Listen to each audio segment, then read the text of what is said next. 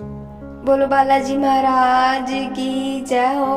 मंगलवार व्रत कथा। मंगलवार व्रत कथा इस प्रकार से है। प्राचीन समय में ऋषि नगर में केशव दत्त ब्राह्मण अपनी पत्नी अंजलि के साथ रहता था।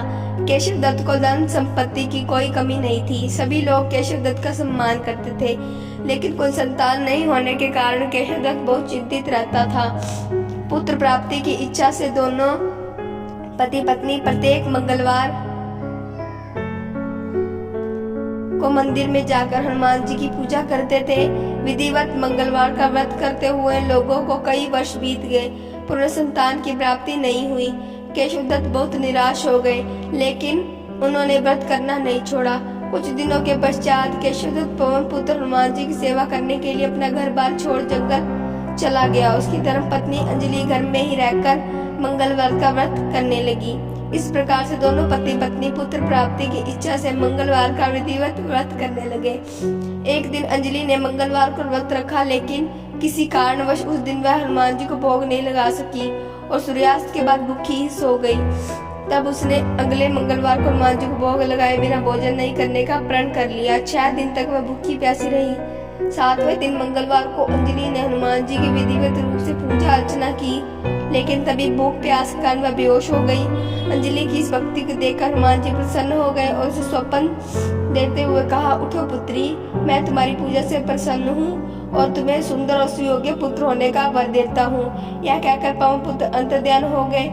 तब तुरंत ही अंजलि ने उठकर हनुमान जी को भोग लगाया और स्वयं भी भोजन किया।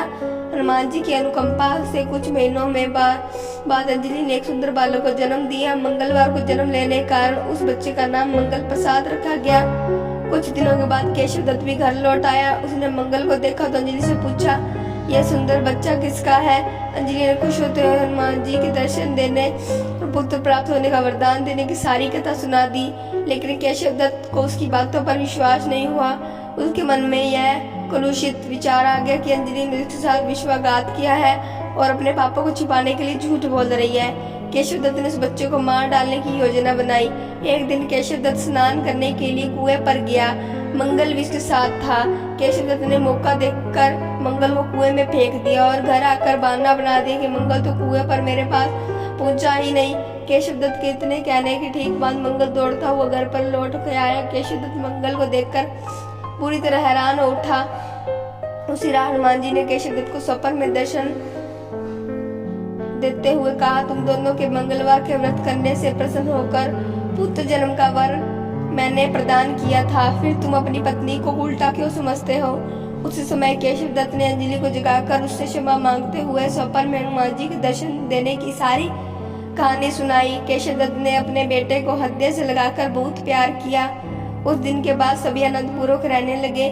मंगलवार का विधिवत व्रत करने से केशव दत्त और उनके परिवार के सभी कष्ट दूर हो गए। इस तरह जो स्त्री पुरुष विधिवत रूप से मंगलवार के दिन व्रत रखते हैं और व्रत कथा सुनते हैं, अंजनी पुत्र हनुमान जी उनके सभी कष्टों को दूर करते हुए उनके घर में धन संपत्ति का भंडार भर देते हैं और शरीर के सभी रक्त विकार के रोग भी नष्ट हो जाते हैं। हनुमान जी भगवान की जय हो।